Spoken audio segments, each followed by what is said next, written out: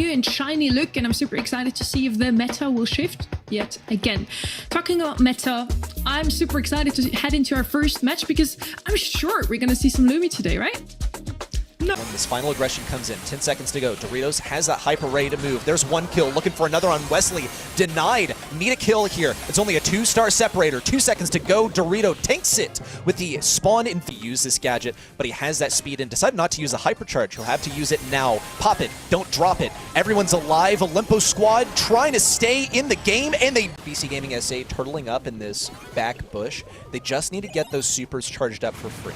But they are finding themselves backed into the corner. No one's trapped in that bush. Olympus squad continue to aggress forward. Ice Crow getting 2, and already it's a... Daryl, you roll in, you get tags, and that's exactly what we're going to see in round number 2. Now that they've got the utility, it's still not enough, though. Hypercharge, damage, and now it's a 3v1. They erased BC Gaming's side. Derp is the last man standing, and he does not have the DPS to do this. Just doesn't have the tools and to keep Wesley on the back foot. Wesley does survive, but Derp continues to flank from the left. We're counting up to 90% now. Just a bit more survival for BC Gaming SA. Will continue this match point. 7% is what they need, and Derp is on a tear. He's got the hypercharge of the super to wipe out the entire team and keep BC Gaming SA's dreams alive. Passes it to the other side. They're not going to be getting this. Loco puts it back in the corner, and BC Gaming from near destruction in set number 4. The Dynamite on this left side, something we didn't see in the last round, but it goes about as badly as you would expect. Here comes JXCR. Christian just able to save the ball, and now RHC is not in a position to intervene. This is an utter outdraft here for Zarita Gang, and they will get another early goal.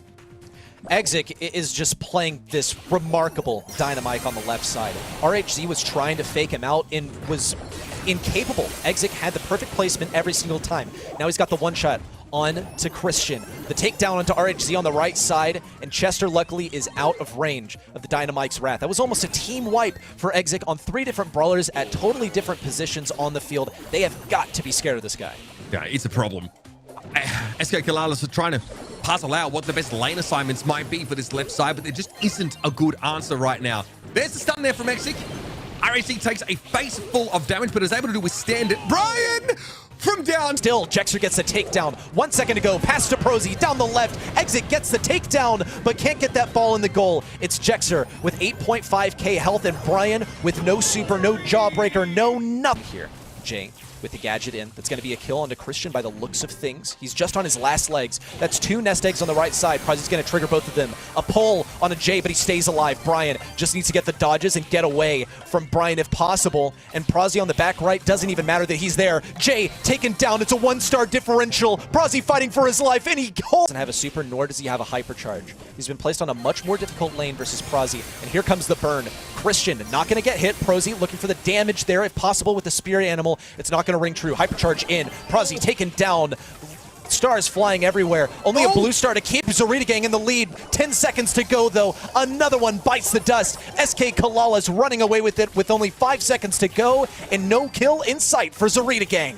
Oh, RHC in deep trouble now, and here it is. The gem distribution across Zarita Gang left them too thinly spread. And eventually, a matter of time before Zarita Gang come to call, came to collect, came to take this 3rd set of the series. Don't be fooled, folks. There's no shock here for SK Kalalas as Zarita Gang once again. SK Kalalas as they step up, and it's another hypercharge. Sweet swirl from Christian to get SK Kalalas back into the game, but X6 a problem again. RHC deleted. Zarita Gang will claim the series in advance, dashing SKC's hopes of a Brawl Cup appearance. It started in the quals, and it continues into the quarter. 2 minutes still, plenty of time in this game. It's obviously an issue for Loud because they are only 2 gems away from starting that countdown. Kaido comes forward again when he can use the Maisie aggressively, cycle the super. It's devastating. Cross Gaming, mostly wiped from the map here. Dacon doesn't quite survive that encounter. Out of this series. I think it just more of a favorable state for Casa Brawl, sort of the folks that have been around at the top of the... Up now too, so a healthier A7 roster. Motep, Hypercharge, goes, gets one. Still the blue star is what they need. It's all tied up. A7 just have to battle till the very end and hold on. No pull, no contact. Ratafoot's low, though. P.E.K.K.A in with the aggression. 5 seconds to go. There's a takedown on P.E.K.K.A. Another onto Jubileo, it looks like. Brabal just got to stay alive. That's another pickup for Alpha 7. They're very well aware of P.E.K.K.A.'s position there on the left side, and P.E.K.K.A also doesn't have a super. He's got to be close because it's been kind of a while that he's been charging this up, and he needs it now more than ever, with just a few seconds to go. And they're going to be cornered on the bottom left-hand side. Oh, and they get the takedown. The Tara pull goes through as well. Golden, the last member standing, and he goes down too. Now they've got an escape route with the teleport, and Jubileo there to play bodyguard. P.E.K.K.A popping all of these shades, a little stun there, but a double takedown. P.E.K.K.A falls, and it's only Golden to try and get this one back. The gap is simply too large. Alpha 7 Esports, a whole heist on their home front, and all those gyms now safely in the clutches of Casa Brawl across the way. It is our third double match point. Very calculated with when he uses the super. Had an opportunity against Golden, but didn't do it. Knew it was going to be a losing fight, and don't want to waste that. We saw how valuable could be. This time, he's going to pop out of nowhere and try and assassinate Golden, but 96 HP is just enough to keep him holding on. Now it's going to be Meatball versus Gray. Gray forced away. Meatball connects, and a freeze on the right-handed. Hypercharge available. This is a bold call, and it's a huge mistake. Countdown for Alpha 7. A massive whiff there for Tara. She went in solo, tried to use her hyper, and she didn't even have enough health to make that execute. 5 seconds to go. Brabal has a super to keep things zoned out. Casa Brawl throwing everything they've got at it, but Alpha 7 Esports control their destiny. No Brawl Cup. Another top 4 team out right here and now in set 3. And so far it's looking quite promising. Just the threat of the Hank bubble and Prosy moving forward was enough to get BC Gaming SA to completely surrender their positioning on mid. They have now managed to come back. It's the ebb and flow of Brawl Stars. Let the enemy expend their abilities. Now they're out of ammo. It's time for us to move back up.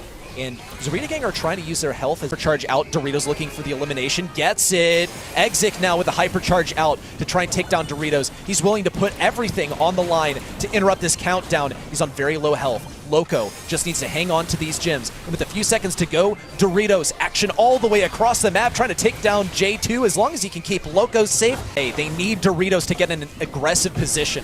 Loco helps get one kill with the use of his gadget. Doritos has to have that gadget ready. 5 seconds to go. They're waiting for the perfect moment. Exit, trying to be safe, needs a dash away. There's one kill. Derp with a shot in, but they can't get it done. Zarita Gang doing the unthinkable twice in a row, and they're damage. Firecrow receiving several tags. The poke damage from Gene is a problem. Now they've entirely cut off this left-hand side, but Kyodog does the dirty work. Grabs the kill. Now they have the blue star plus. So Brabal can set that blast beat up to try and catch people out, but again, to the right-hand side, trying to get in. Kenny, 13 seconds left, and it's as close as it gets.